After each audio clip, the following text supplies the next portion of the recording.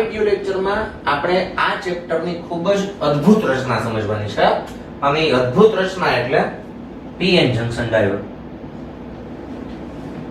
આ એટલી બધી અગત્યની અને ઉપયોગી રચના છે કે લગભગ બધી જ ઇલેક્ટ્રોનિક સર્કિટમાં આનો ઉપયોગ થતો હોય છે. બરોબર? તો આ જે લેક્ચર છે એમાં આપણે આ ડાયોડની રચના કેવી રીતે થઈ શકે એ સમજવાનું છે અને આગળના લેક્ચરોમાં આપણે આની થોડીક ઉપયોગિતા વિશે ચર્ચા કરશું. બરોબર? તમારા અભ્યાસક્રમમાં બહુ વધારે ડિટેલમાં નથી આપેલું, આની 2 કે 3 ઉપયોગિતા આપેલી છે પણ ખૂબ જ અગત્યની વસ્તુ છે આ. માની લો કોઈ સુવાહક છે તો સુવાહકમાં તમે આ દિશામાંથી વિદ્યુત પ્રવાહ દાખલ કરો, અહીંયાથી તમે વિદ્યુત પ્રવાહમાં દાખલ કરો તો અહીંયાથી બહાર નીકળશે. આ બાજુથી વિદ્યુત પ્રવાહ દાખલ કરો તો અહીંયાથી બહાર નીકળશે. જો અવાહક હોય તો વિદ્યુત પ્રવાહ દાખલ કરો તો એમાં વિદ્યુત પ્રવાહનું વહન થશે નહીં. બરોબર? પણ જો સેમિકન્ડક્ટર ડિવાઇસ એટલે કે સિલિકોન અને જર્મેનિયમનો ઉપયોગ કરીને બનાવેલ આ પીએન જંકશન ડાયોડ હોય હા, તો આ એક એવી રચના છે કે જે એક દિશામાં વિદ્યુત પ્રવાહને એલાઉ કરશે, એક દિશામાં વિદ્યુત પ્રવાહ પસાર થવા દેશે, જ્યારે વિરુદ્ધ દિશામાં વિદ્યુત પ્રવાહ પસાર થવા દેશે નહીં. ખ્યાલ આવી ગયો બધાને? એ કેવી રીતે એ આપણે આગળના લેક્ચરમાં આની લાક્ષણિકતાઓ હું તમને સમજાવીશ ત્યારે જોઈ લેશું. બરોબર? તો સ્ટાર્ટ કરીએ આપણે ટોપિક. 3 વસ્તુ આપણે સમજવાની છે એક સાથે: પીએન જંકશન, ડેપ્લેશન સ્તર અને ડેપ્લેશન બેરિયર. ફરી એક વખત પીએન જંકશન, બીજું ડેપ્લેશન સ્તર અને ત્રીજું ડેપ્લેશન બેરિયર. તો પીએન જંકશન શું છે? તો તમારે શુદ્ધ સિલિકોન અથવા શુદ્ધ જર્મેનિયમની ચિપ લેવાની, નાની. બરોબર? એમાં એક બાજુથી તમારે પેન્ટાવેલેન્ટ અશુદ્ધિ ઉમેરવાની, દાખલા તરીકે આર્સેનિક, અને ચિપ છે ને બીજી બાજુથી ટ્રાઇવેલેન્ટ અશુદ્ધિ ઉમેરવાની, દાખલા તરીકે એલ્યુમિનિયમ. શુદ્ધ સિલિકોન કે શુદ્ધ જર્મેનિયમની ચિપ લેવાની નાની, એક બાજુથી પેન્ટાવેલેન્ટ અશુદ્ધિ દાખલ કરવાની, બીજી બાજુથી ટ્રાઇવેલેન્ટ અશુદ્ધિ દાખલ કરવાની. તો n પ્રકારનો અર્ધવાહક રચાશે. જે બાજુથી પેન્ટાવેલેન્ટ અશુદ્ધિ ઉમેરેલી છે તે બાજુ. જે બાજુથી ટ્રાઇવેલેન્ટ અશુદ્ધિ ઉમેરેલી છે ત્યાં શું રચાશે? p પ્રકારનો અર્ધવાહક રચાશે અને વચ્ચેના ભાગમાં જંકશનની રચના થશે. જંકશન એટલે બંનેને છૂટું પાડવું. બરોબર? જે વિસ્તારમાંથી આપણે પેન્ટાવેલેન્ટ અશુદ્ધિ ઉમેરેલી છે, જે વિભાગમાંથી અથવા જે સાઈડથી, દાખલા તરીકે આર્સેનિક, એ વિભાગ n પ્રકારના સેમિકન્ડક્ટરમાં ફેરવાઈ જશે. બીજી બાજુથી ટ્રાઇવેલેન્ટ અશુદ્ધિ ઉમેરેલી છે તો બીજી બાજુનો વિસ્તાર p પ્રકારના અર્ધવાહકમાં રૂપાંતર પામશે અને વચ્ચે શેની રચના થશે? જંકશનની. જંકશન એટલે અહીંયા n અને p વિભાગને છૂટા પાડતો વિસ્તાર. બરોબર? હવે તમે જે પેન્ટાવેલેન્ટ અશુદ્ધિ ઉમેરેલો છે ભાગ છે, એટલે કે અહીંયા ડાબી બાજુનો ભાગ. બરોબર? એ શું કરે છે? પેન્ટાવેલેન્ટ અશુદ્ધિ ઇલેક્ટ્રોનનું દાન કરે છે. એટલે મેજોરિટી ચાર્જ કેરિયર શું હશે એન વિભાગમાં? ઇલેક્ટ્રોન. અને આ જે ઇલેક્ટ્રોન છે એ મેં આ રીતે ડેશ કરીને દર્શાવેલા છે. આ બધા ઇલેક્ટ્રોન છે. બરોબર? અહીંયા સાથે મેં 3 હોલ પણ દર્શાવેલા છે. એ માઇનોરિટી ચાર્જ કેરિયરો છે. તમે જાણો છો n પ્રકારનો સેમિકન્ડક્ટર હોય એમાં મેજોરિટી ચાર્જ કેરિયર મુક્ત ઇલેક્ટ્રોન હોય છે, માઇનોરિટી ચાર્જ કેરિયર તરીકે હોલ હોય છે. બરોબર? જે બાજુથી ટ્રાઇવેલેન્ટ અશુદ્ધિ ઉમેરેલી છે એ વિસ્તારમાં મેજોરિટી ચાર્જ કેરિયર શું હશે? હોલ હશે. Minority charge carrier electron. Trivalent અશુદ્ધિ તરીકે આપણે એલ્યુમિનિયમની અશુદ્ધિ લીધેલી છે. એટલે ખ્યાલ આવી ગયો બધાને? પહેલી આકૃતિ સમજાઈ ગઈ? એક વખત રિપીટ કરું છું. શુદ્ધ સિલિકોન કે શુદ્ધ જર્મેનિયમની નાની ચિપ અથવા તો વેફર, એમાં એક છેડેથી પેન્ટાવેલેન્ટ અશુદ્ધિ ઉમેરવામાં આવે અને બીજા છેડેથી ટ્રાઇવેલેન્ટ અશુદ્ધિ ઉમેરવામાં આવે ત્યારે n પ્રકારનો અર્ધવાહક, p પ્રકારનો અર્ધવાહક અને જંકશનની રચના થાય છે. n પ્રકારનો અર્ધવાહક રચાય છે એમાં મેજોરિટી ચાર્જ કેરિયર તરીકે મુક્ત ઇલેક્ટ્રોન હશે અને માઇનોરિટી ચાર્જ કેરિયર તરીકે હોલ્સ હશે. p પ્રકારના અર્ધવાહકમાં મેજોરિટી ચાર્જ કેરિયર તરીકે હોલ્સ હશે અને માઇનોરિટી ચાર્જ કેરિયર તરીકે મુક્ત ઇલેક્ટ્રોન હશે. બરોબર?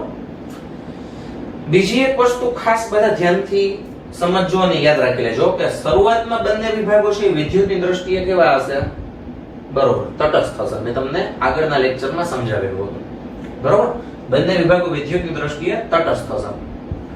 જંકશનની રચના થયા બાદ તરત જ n વિભાગના મુક્ત ઇલેક્ટ્રોનનું p વિભાગ તરફ પ્રસરણ થવા માંડે. શું થવા માંડે? પ્રસરણ. શું કામ? કારણ કે n વિભાગ છે એમાં મુક્ત ઇલેક્ટ્રોનની સંખ્યા ઘણી વધારે છે, p વિભાગ છે એમાં હોલની સંખ્યા ઘણી વધારે છે.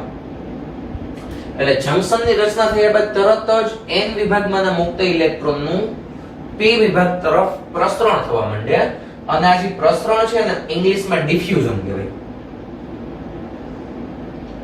ડિફ્યુઝન એટલે પ્રસરણ.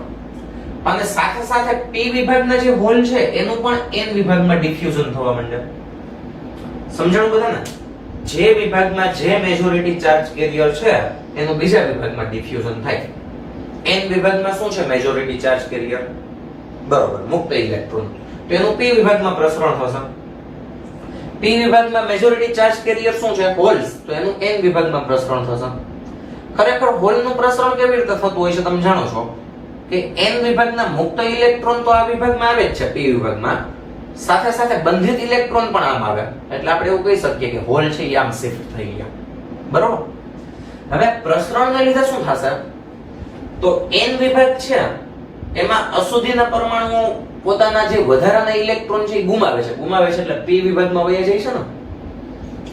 n વિભાગમાં અશુદ્ધિ પરમાણુઓ કયા છે? આર્સેનિક, જે ખરેખર કેવા છે? તટસ્થ. પણ એનો જે પાંચમો ઇલેક્ટ્રોન છે ડિફ્યુઝન પામીને ક્યાં જતો રહે છે? p વિભાગમાં. હવે યાદ કરો, કોઈ પણ પરમાણુ ઇલેક્ટ્રોન ગુમાવે તો કયા આયનમાં રૂપાંતર પામે? ઇલેક્ટ્રોન ગુમાવે તો ધન આયનમાં રૂપાંતર પામે. તો n વિભાગ છે એમાં આર્સેનિકના પરમાણુઓ શું કરે છે? ઇલેક્ટ્રોન ગુમાવે છે. તો જંક્શનની નજીક, રિપીટ કરું છું, n વિભાગમાં જંક્શનની નજીક ધન આયનો રચાશે. કોના? આર્સેનિકના. અને p વિભાગમાં જે એલ્યુમિનિયમના પરમાણુઓ છે ઇલેક્ટ્રોન મેળવે છે. ઇલેક્ટ્રોન મેળવે એટલે એલ્યુમિનિયમના શું રચાશે? ઋણ આયનો રચાશે. જંક્શનની રચના થયા બાદ તરત જ શું સ્ટાર્ટ થઈ જશે? ડિફ્યુઝન. n વિભાગમાં મુક્ત ઇલેક્ટ્રોનનું ડિફ્યુઝન p વિભાગમાં થશે. p વિભાગના હોલનું ડિફ્યુઝન n વિભાગમાં થશે. તો n વિભાગના આર્સેનિકના અશુદ્ધિ પરમાણુઓ ઇલેક્ટ્રોન ગુમાવે છે તો જંક્શનની નજીક આર્સેનિકના ધન આયનો રચાશે અને p વિભાગમાં જંક્શનની નજીક એલ્યુમિનિયમના ઋણ આયનો રચાશે. ઇલેક્ટ્રોન ગુમાવે છે એટલે ધન આયનો અને એલ્યુમિનિયમના પરમાણુ ઇલેક્ટ્રોન મેળવે છે એટલે એના શું રચાશે? ઋણ આયનો. ખ્યાલ આવી ગયો? તો તમે એક વસ્તુ નોટ કરો, અહીંયા જંક્શન વિસ્તારમાં ધન થી ઋણ તરફ, અહીંયા ધન આયનો છે ને, અહીંયા શું છે? ઋણ આયનો. તો ધન થી ઋણ તરફ વિદ્યુત ક્ષેત્ર પ્રસ્થાપિત થશે.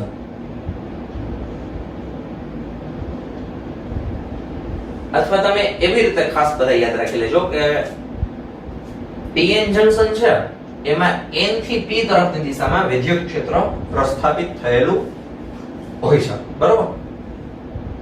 હવે ડિફ્યુઝનની પ્રક્રિયા જેમ જેમ ચાલતી જશે તેમ તેમ અહીંયા ધન આયનો વધતા જશે, અહીંયા ઋણ આયનો વધતા જશે. ખ્યાલ આવી ગયો?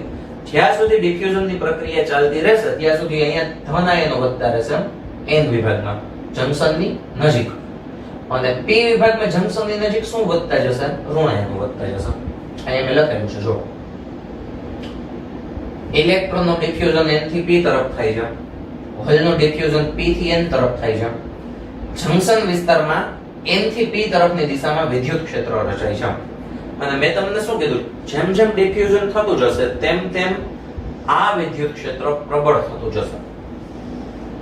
જેમ જેમ ડિફ્યુઝન થતું જશે તેમ તેમ આ વિદ્યુત ક્ષેત્ર જંક્શન વિસ્તારમાં છે કેવું થતું જશે? પ્રબળ થતું જશે. કઈ દિશામાં? ધન આયનોથી ઋણ આયનો તરફ અથવા તો n થી p તરફ. બરોબર? હવે ખાસ પહેલું ચેપ્ટર વિદ્યુત ભાર અને વિદ્યુત ક્ષેત્ર, એમાં તમે એવું ભણી ગયા કે ઇલેક્ટ્રોન પર વિદ્યુત ક્ષેત્રની વિરુદ્ધ દિશામાં બળ લાગે. ઇલેક્ટ્રોન પર વિદ્યુત ક્ષેત્રની વિરુદ્ધ દિશામાં બળ લાગે. વિદ્યુત ક્ષેત્ર આ દિશામાં રચાણું n થી p તરફ. તો હવે જે જંક્શન વિસ્તારમાં જે ઇલેક્ટ્રોન હશે એના પર કઈ દિશામાં બળ લાગશે? વિદ્યુત ક્ષેત્રની વિરુદ્ધ દિશામાં, એટલે કે ડાબી બાજુ તરફ, એટલે કે n વિભાગ તરફ. એનો મતલબ એવો થયો કે n વિભાગમાંથી p વિભાગમાં જે ઇલેક્ટ્રોનનું ડિફ્યુઝન થાય છે એમાં અવરોધ ઉત્પન્ન થશે. n વિભાગમાં મેજોરિટી ચાર્જ કેરિયર કોણ છે? ઇલેક્ટ્રોન. એને p વિભાગમાં જવું છે. ધારો કે હું ઇલેક્ટ્રોન છું, મારે p વિભાગમાં જવું છે, પણ મારે જંક્શનના વિદ્યુત ક્ષેત્રનો સામનો કરવો પડશે. જંક્શનનું વિદ્યુત ક્ષેત્ર પણ આ દિશામાં છે, મારે આમ જવું છે, તો હું ઇલેક્ટ્રોન હોવાથી મારા પર વિદ્યુત ક્ષેત્રની વિરુદ્ધ દિશામાં બળ લાગશે. એનો અર્થ એવો થશે કે મારે હવે p વિભાગમાં જવા માટે આ વિદ્યુત ક્ષેત્રનો સામનો કરવો પડશે. બરોબર. અને માની લો સામનો કરીને જતો પણ રહું p વિભાગમાં, તો વિદ્યુત ક્ષેત્ર પ્રબળ બની જશે. શું કામ? કારણ કે આમાં હજી એક ધન આયન બની ગયો, ઇલેક્ટ્રોન ગુમાવ્યો, આમાં હજી એક ઋણ આયન બની ગયો, વિદ્યુત ક્ષેત્ર પ્રબળ થઈ ગયું. તો એક એવી પરિસ્થિતિ સર્જાશે કે જંક્શન વિસ્તારમાં વિદ્યુત ક્ષેત્ર એટલું બધું પ્રબળ થઈ જશે કે ઇલેક્ટ્રોનનું ડિફ્યુઝન સ્ટોપ થઈ જશે. હવે n વિભાગમાંથી ઇલેક્ટ્રોન p વિભાગમાં જઈ શકશે નહીં. સાથે સાથે હોલનું ડિફ્યુઝન પણ સ્ટોપ થઈ જશે. p વિભાગના હોલ છે એ n વિભાગમાં નહીં જઈ શકે. ખ્યાલ આવી ગયો બધાને? જંક્શન વિસ્તારમાં ડિફ્યુઝનના પરિણામે શું સ્થાપિત થતું જાય છે? વિદ્યુત ક્ષેત્ર. આ વિદ્યુત ક્ષેત્ર ડિફ્યુઝન પ્રક્રિયાને શું કરે છે? અવરોધે છે. એક એવી સ્થિતિ આવશે કે વિદ્યુત ક્ષેત્ર એટલું બધું પ્રબળ બની જશે કે ડિફ્યુઝનની પ્રક્રિયા સ્ટોપ થઈ જશે, ડિફ્યુઝનની પ્રક્રિયા અટકી જશે. તો આ સ્થિતિમાં શું થશે? ખાસ ધ્યાનથી જોવો બધા. અહીંયા જંક્શન છે એની બંને તરફના n અને p વિભાગના નાના વિસ્તારો, અહીંયા હું તમને બોર્ડ ઉપર આકૃતિમાં દર્શાવું છું. આ વચ્ચેની જે લીટી છે એ જંક્શન છે. જંક્શનની ડાબી બાજુનો n વિભાગનો નાનો વિસ્તાર એટલે કે આટલો વિસ્તાર, અને જંક્શનની જમણી બાજુનો p વિભાગનો નાનો વિસ્તાર એટલે આટલો વિસ્તાર. ટૂંકમાં કહીએ તો આટલો વિસ્તાર. આ એવો વિસ્તાર થઈ ગયો કે એમાં હવે કોઈ મેજોરિટી ચાર્જ કેરિયર નથી. તમે જો આ n વિભાગનો વિસ્તાર છે, તો આ વિસ્તારમાં મેજોરિટી ચાર્જ કેરિયર એવા ઇલેક્ટ્રોન નથી. બરોબર. આ ડાબી બાજુનો જે વિભાગ છે જેમાં મેં ધન આયનો દર્શાવેલા છે એ શું છે? જંક્શનની નજીકનો n વિભાગનો એવો વિસ્તાર કે એમાં કોઈ મેજોરિટી ચાર્જ કેરિયર નથી. આ ઋણ આયનો દર્શાવેલા છે એ શું છે? જંક્શનની નજીકનો p વિસ્તારનો એવો વિભાગ કે જેમાં કોઈ મેજોરિટી ચાર્જ કેરિયર એવા હોલ નથી. તો જંક્શનની નજીકના બંને તરફના આ જે નાના વિસ્તારો છે એ પોતપોતાના મેજોરિટી ચાર્જ કેરિયરથી ખાલી થઈ ગયા છે. રિપીટ કરું છું, ડિફ્યુઝનની પ્રક્રિયા સ્ટોપ થઈ ગયા બાદ આવું ક્યારે થશે? ખાલી ક્યારે થશે? ડિફ્યુઝનની પ્રક્રિયા સ્ટોપ થઈ ગયા બાદ જંક્શન પાસેના બંને તરફના નાના વિસ્તારો પોતપોતાના મેજોરિટી ચાર્જ કેરિયરથી ખાલી થઈ ગયા છે. તો આ જે વિસ્તાર છે એનું નામ આપેલું છે ડેપ્લેશન સ્તર. કેવું સ્તર? ડેપ્લેશન સ્તર. ખાલી થઈ જવું એટલે ડેપ્લેક્ટ થઈ જવું. ઇંગ્લિશ શબ્દ છે. એમ્પ્ટી તો થાય જ, પણ ડેપ્લેક્ટ પણ થાય. બરોબર. ડિફ્યુઝન અટકી જાય પછી જંક્શનની નજીકના n વિભાગના અને જંક્શનની નજીકના p વિભાગના નાના વિસ્તારો, આખા વિસ્તારો નહીં, નાના વિસ્તારો પોતપોતાના મેજોરિટી ચાર્જ કેરિયરથી શું થઈ ગયા છે? ખાલી થઈ ગયા છે. તો આ જે વિસ્તાર છે એને કહે છે ડેપ્લેશન સ્તર. ડેપ્લેશન સ્તર એટલે એવો વિસ્તાર કે pn જંક્શનની રચના થયા બાદ ઇલેક્ટ્રોન હોલનું ડિફ્યુઝન અટકી જાય ત્યારે જંક્શનની નજીકના બંને તરફના નાના વિસ્તારો કે જે પોતપોતાના મેજોરિટી ચાર્જ કેરિયરથી ખાલી થઈ ગયા હોય એ જે વિસ્તાર છે એને શું કહેવાય? ડેપ્લેશન સ્તર કહેવાય. બરોબર. આ જે ડેપ્લેશન સ્તર છે ને એની પહોળાઈ એ માઇક્રોમીટરના ક્રમની હોય છે. માઇક્રોમીટરના ક્રમની હોય છે. આ જે ડેપ્લેશન સ્તર છે એની પહોળાઈ કેવી હોય છે? માઇક્રોમીટરના ક્રમની હોય છે. બરોબર. બીજી વસ્તુ, આ જે ડેપ્લેશન સ્તર છે ને એમાં પોટેન્શિયલ ડિફરન્સ એટલે કે વિદ્યુત સ્થિતિમાનનો તફાવત ઉત્પન્ન થાય છે.